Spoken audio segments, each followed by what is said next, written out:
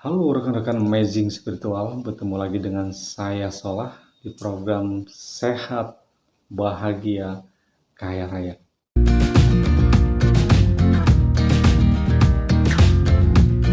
Di video kali ini saya akan men-share audio pelajaran yang pernah diberikan Guruji Ivan Prapansa kepada kami.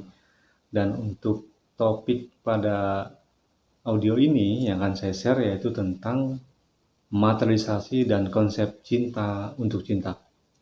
Untuk audio ini, itu direkam pada bulan Juni tahun 2007, jadi usianya sudah 13 tahun lebih. Untuk rekan-rekan semua, di channel ini akan ada banyak audio-audio pelajaran dari Guruji Ivan Prapansa yang akan saya share. Oleh sebab itu, jangan lupa untuk mensubscribe dan mengaktifkan lonceng untuk mendapatkan update video-video yang akan saya share.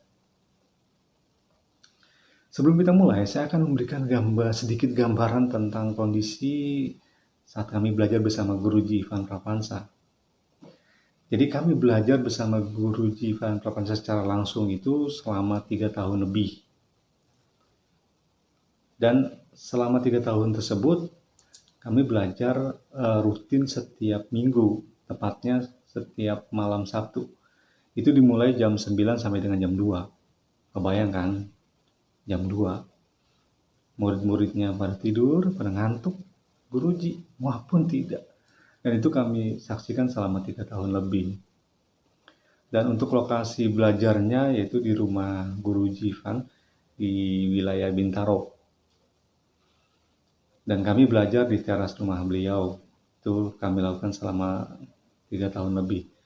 Dan untuk yang pertama kali belajar bersama Guruji Ivan Prapansa yaitu saya, Mas Nasuha, Mas Farid, Bunda Nilo Dewi, Putri. Oke, rekan-rekan, itu gambaran sedikit kondisi saat kami belajar bersama Guruji Ivan. Jadi selamat ikutan belajar, semoga bermanfaat. Salam Amazing Spiritual. Bilang sama dia, tak suruh tiap malam sebelum tidur itu ya visualisasi. Kelihatannya enggak setiap malam. Iya, udah seminggu berhenti ini berhenti. Kan biasanya Mas gitu. Dia aja nanti di sini mati tidur di sini repot. itu aku salah lebih ngasih atau orang nyetor kurang nggak sih Mas? Ya terlepas dari itu sebetulnya kan memang alam semesta ini kan ada metrik-metrik tertentu. Karma ya. Ya sehingga apa yang seharusnya terjadi itu kita sudah rubah, balik lagi kan. Oh iya.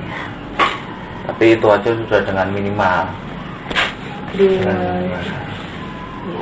Tapi sebetulnya potensi itu ada. Potensi Mbak Putri ada. Potensi untuk selisih. Bukan, potensi untuk melihat semacam itu tuh ada. Maksudnya setelah itu kerasa kan paling enggak itu. Iya, kerasa. Misalnya ini terbaik. Laki apa perempuan? Pasti kerasa. Ada gambaran. Aku enggak. Laki apa perempuan? Nggak tahu. Nah, tahu harusnya. Harusnya tahu. Aku ngerasanya bukan gitu, rasanya hitung uang gitu kayaknya. Ada yang nyuruh hitung uang. Tapi kan rame banget tuh. Aduh, ntar aja deh gitu. Tapi rasanya udah Ada uang, gitu. ada rasa itu ada. Karena dia punya potensi, dia punya ketajaman sendiri. Cuma aja itu saya bilang nggak waspada, nggak bisa loh kayak gitu, nggak waspada. Waspadanya apa? Sebenarnya dari awal sudah tak kasih tahu. Sebelum tidur setiap hari visualisasi, luangkan waktu visualisasi. Itu hanya butuh. Saya tidak pernah nganjurkan kan posisi setiap hari latihan kriya yoga, pernah nggak? Lakukan putaran sehari sekian putaran. Iya. Yang saya tekankan sebelum tidur visualisasi. Kejadian besok Karena untuk apa? Kita untuk meng-backup posisi kita. Jadi apa yang harusnya, bagaimana terjadi pada kita, atau sesuatu yang di luar apa yang kita inginkan, atau sesuatu yang begitu, kita pick up dengan menjelang itu setiap hari. Itu kalau kayak gitu itu kayak pertentangan gitu, kayak mencegah gitu. Sebetulnya bukan mencegah, itu sebetulnya seperti kita Ciptain alur gitu. ya, seperti kita membuat film kita. Oh. Kita mau bikin kemana film kita?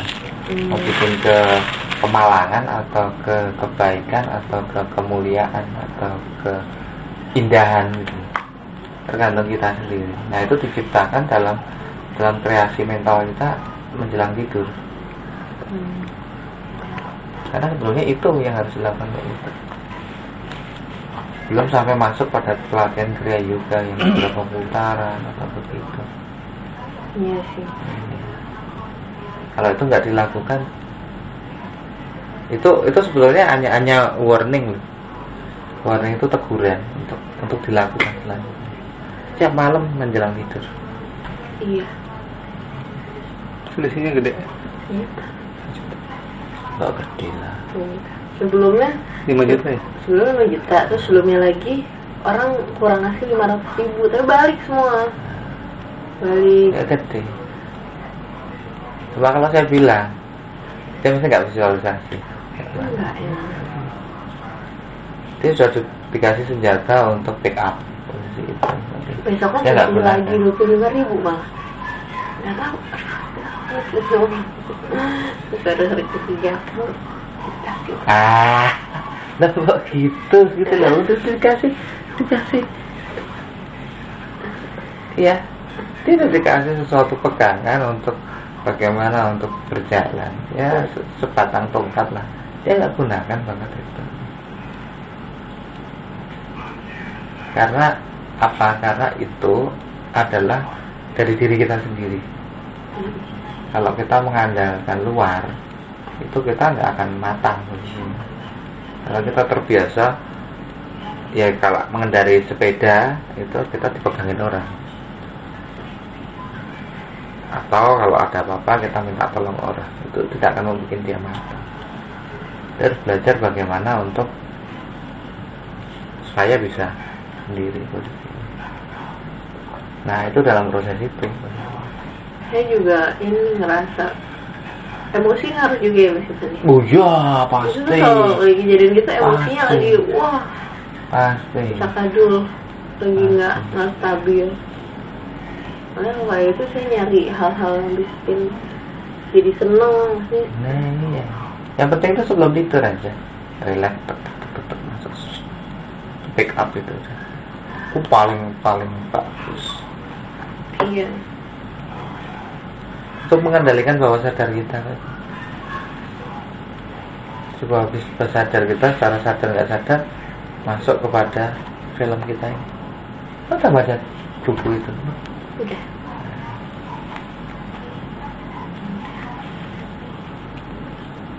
Emang ada rasa punya ketakutan sendiri Put ya? Takutan gimana? Ya ketakutan kejadian kayak gitu. Ada cuman mikirnya kadang-kadang tidak kok. Nah, Mikir balik itu berarti mengharapkan kejadian itu ya Mas ya?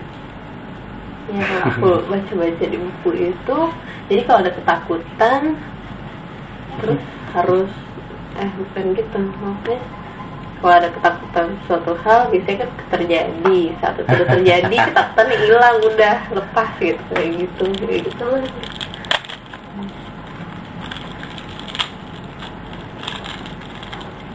senjatanya cuma satu. Untuk kita menjadi dewasa, kita harus mengandalkan diri kita sendiri, nggak bisa mengandalkan dari luar. Mengandalkan diri sendiri itu apa gitu? Bilang tidur itu luangkan waktu, ya 20 menit lah cukup. Kalau kita mampu ya setengah jam 30 menit. 20 menit cukup. Biasanya sih aku meditasi biasa, meditasi nggak meditasi no gitu, maksudnya nggak visualisasi banget gitu, nggak, cuman yang mau meditasi aja, pakatin aja itu udah. Meditasi biasa aja tuh gimana? Ya biasa meditasi dengan lagu CD kurus, meditasi biasa. Ya itu mah bukan meditasi, itu bikin kurus fokusnya. Meditasi cuman lagunya lagu kurus. Aku nggak punya lagu lain, lagi punya lagu kurus.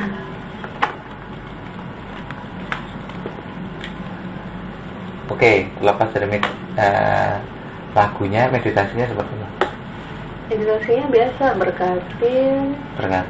berkatin seluruh, ya pokoknya biasa berkatin bumi, terus semuanya jadi ini, jadi putih bercahaya, terus cahayanya balik ke aku, masuk ke aku, terus aku balikin lagi. Balikin ke bawah, masukin bawah lagi. Nanti sebenarnya apa? Ya udah gitu aja, meditasi gitu aja, udah. Ya itu bagus kalau kita sudah tidak terikat dengan materi atau duniawi. Saya bilang itu bagus. Kita sudah tidak terikat dengan materi, dengan duniawi. Tapi sepanjang kita masih terikat dengan materi, dengan duniawi, ya jangan dibuang.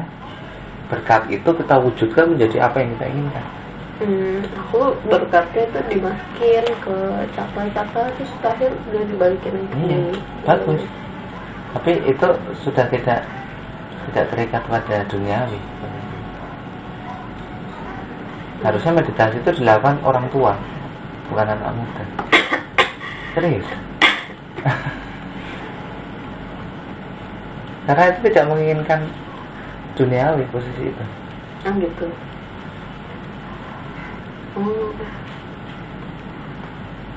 Jadi kalau itu diwujudin. Gini, kira-kira ada fase namanya perbedaan anak muda dan orang tua. Misalnya konsep cinta. Anak muda, konsep cinta adalah dia menginginkan sesuatu.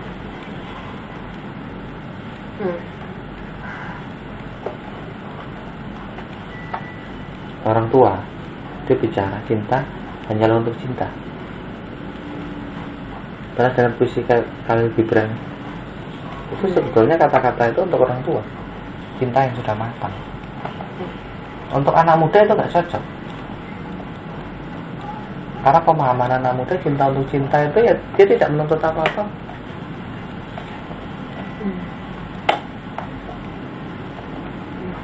Dia cukup memberikan belas kasih atau memberikan cinta itu sendiri, dan dia tidak mengharapkan dia mendapatkan apa-apa.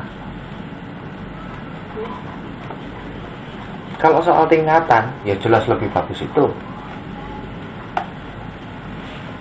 Kita meditasi tidak mengharapkan apa-apa, wah lebih bagus, saya lebih senang kalau bisa mencapai tingkat itu. Tapi saya bilang itu belum waktunya. Karena untuk anak muda itu meditasi itu adalah kita membangun keseimbangan fisik dan emosi kita, otomatis keseimbangan cakra-cakra kita, keseimbangan antara lapisan-lapisan tubuh kita, dan kemudian kita mewujudkan apa menjadi keinginan kita.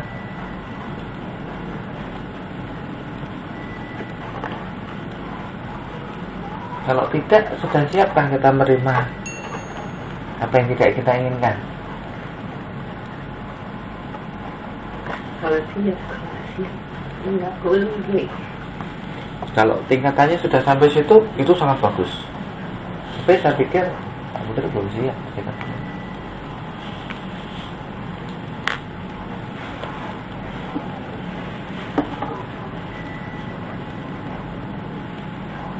Masih terlibat dengan duniawi, masih terlibat dengan pekerjaan, masih terlibat dengan banyak emosi. Kok bisa bicara dengan cinta adalah cukup untuk cinta? Saya memberkati bumi, memberikan belas kasih pada bumi, pada semua makhluk dalam semesta. Ya sudah, apa begitu?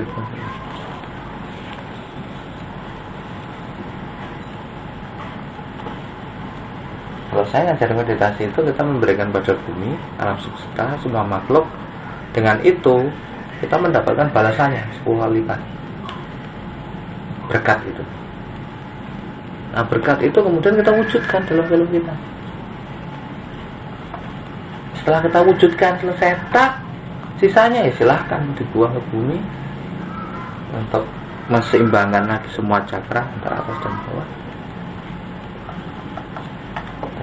Tapi wujudkan selama kita masih berkecimpung dalam dunia materi.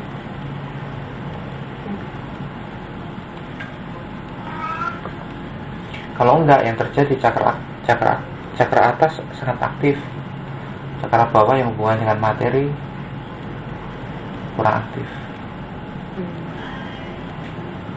Sehingga untuk spiritual atau apa belas kasih itu kita naik, tapi dalam segi material kita turun. Itu untuk saya juga kurang harmonis. Kecuali saya bilang memang sudah sampai tingkatan itu. Tingkatan Harusnya malah saya yang bicara seperti itu. Berbalik. Tingkatan itu belum waktunya.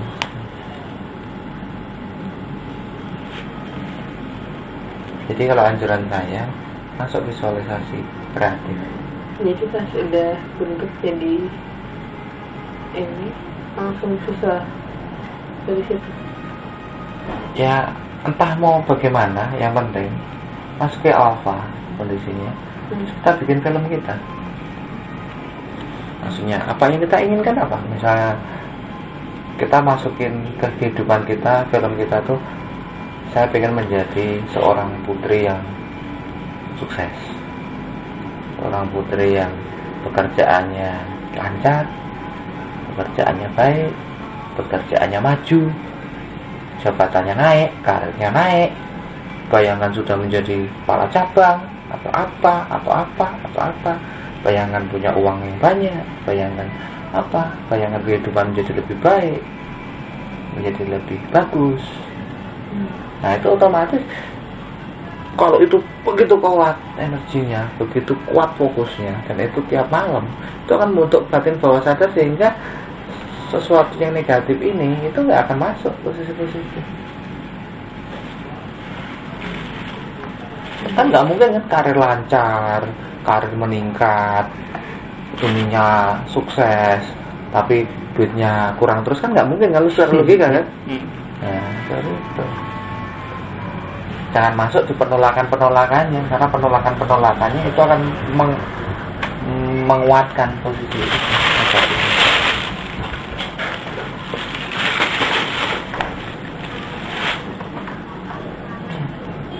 Iya.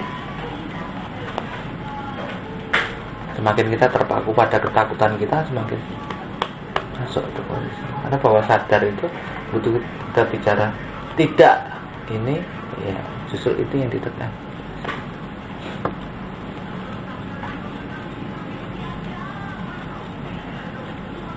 Apa mas? Jadi kalau orang yang baru bisa ngomong cinta untuk cinta itu sendiri mas, itu seperti memposisikan dia siap untuk menerima cobaan-cobaan untuk di posisi cinta untuk cinta itu sendiri mas. Pasti.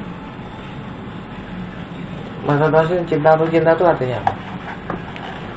Yang memberikan tanpa mengharap balas gitu kan mas. Nah sekarang saya tanya, Mas Udin sama seseorang wanita misalnya yang dicintai, entah itu istri entah apa. Sekarang saya tanya, kalau si wanita itu tidak memberikan sesuatu yang diinginkan Mas Udin, marah nggak?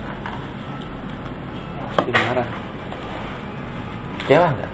Kecewa. Punya pacar kemudian dia jalan sama laki-laki, kecewa nggak? Kecewa. Marah nggak? Punya istri kemudian dia nonton sama laki lain, marah nggak? Marah. Terus konsepnya cinta untuk cinta itu gimana? Dia belum dapat di situ mas. Belum masuk mas. Berarti kan belum masuk di tataran cinta untuk cinta. Iya.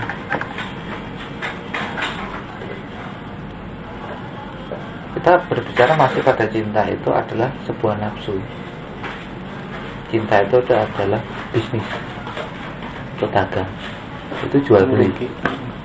Jual beli. Saya memberi apa? yang menurut saya memberi apa, berarti saya harus mendapatkan apa. Kalau tidak, saya marah. Kalau tidak, saya sedih. Kalau tidak, saya kecewa. Kalau tidak, ya saya tidak inginkan kamu. Nah.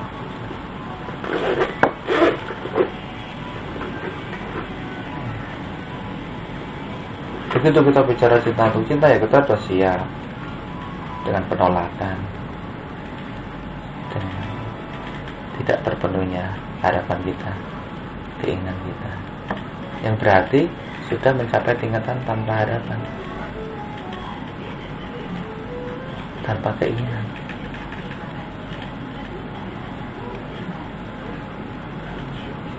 Apa kita sudah bisa mencapai tingkatan itu? Pertanyaannya begitu. Kalau sudah bisa, itu tingkatan yang bagus. Bagus, itu tingkatan yang bagus. Jarang orang bisa mencapai tingkatan itu.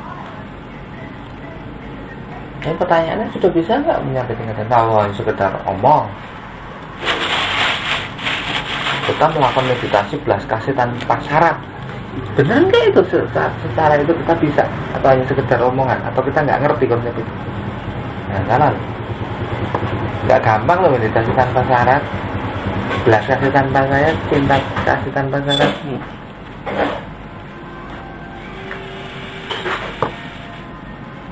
Banyak orang bisa ngomong gitu kan, jarang.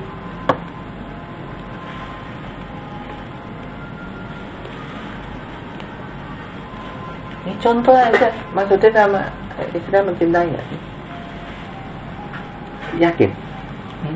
Tanpa syarat? Oh enggak. Pasti pakai syarat. Manusianya masih tinggi ya? Iya. Saya nggak percaya di kita sudah ada yang bisa mencapai dengan. Iya. Entah. Belum. Begitupun ketika kita berdoa misalnya untuk dijadikan orang yang sabar misalnya, itu pasti doa kita itu akan direspon oleh bawah sadar kita untuk menghadapi kejadian-kejadian yang menjadikan kita menjadi orang sabar. Betul. Dan sepanjang kita masih berdoa untuk kejadian kita sabar, itu berarti ego di situ bermain. Berarti di situ ada ketakutan untuk tidak sabar. Iya. Tidak punya kepercayaan diri untuk kita sudah sabar.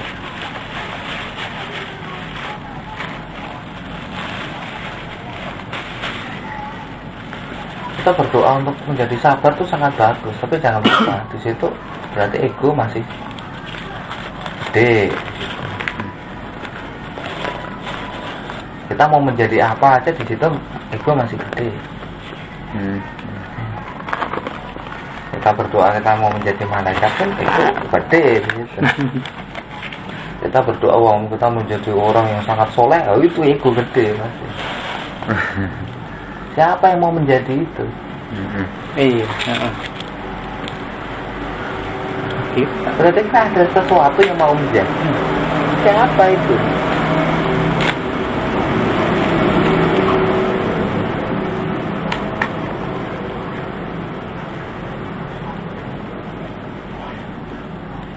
Gitu lah. Nggak percaya ini sudah mencapai tingkatan itu. Tidak percaya. Iya. Aku juga nggak percaya. Jadi kalau saya meditasi memberkati dan tidak mengharapkan apapun, berkat tanpa batas dan belas kasih tanpa syarat, saya bilang nggak cocok. Dia masih berpijak pada pekerjaan, masih muda, masih dalam perjalanan, masih dalam aktivitas masih bergelut dalam materi, fisik. Dia nggak bisa melepaskan diri dari materi dan fisik itu. Kalau menurut saya,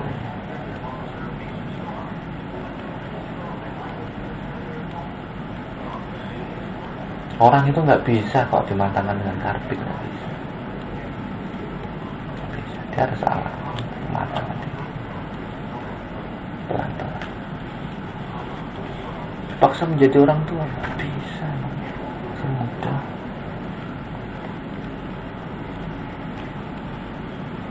meditasinya harus meditasi yang cocok buat orang muda.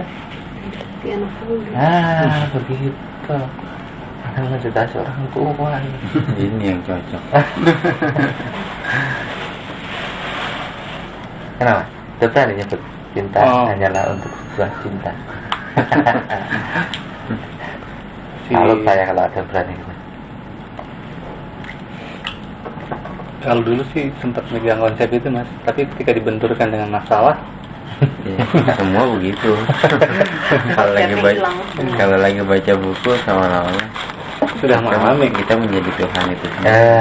Tapi pas kita punya duit, ini terapkan dalam kehidupan, ceritanya lain. Dalam konsep semuanya. Gitu. Nanti banyak ngalamin. Iya. Anak tua sakit, banget. ya. Iya. Yang tua malah.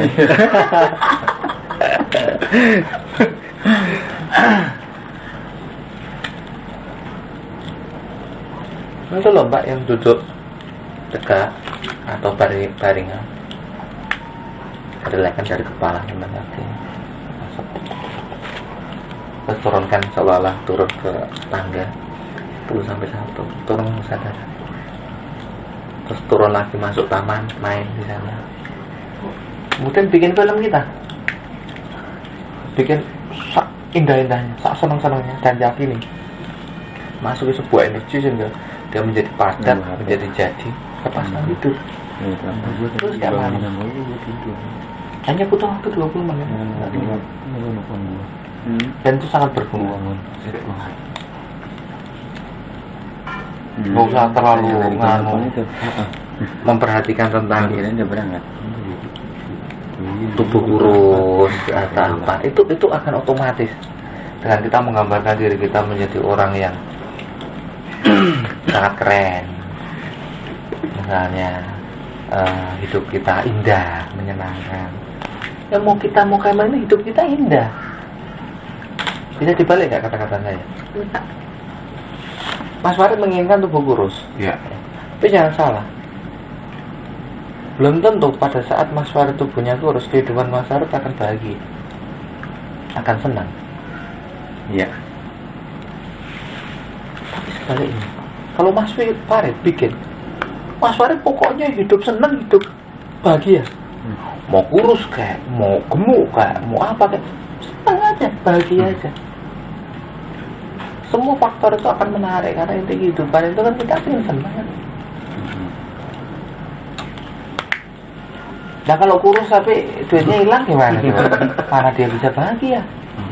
Iya, terus itu mungkin karena nggak bisa makan. Sehingga kalau saya lebih senang kehidupannya sehat, gembira, selamat dalam segala sesuatunya, bahagia. Ya nggak usah muluk-muluk lah, asal duit punya, rumah punya, mobil punya, kehidupan enak, senang, bahagia itu cukup kan? Iya. Nggak usah muluk-muluk. Iya.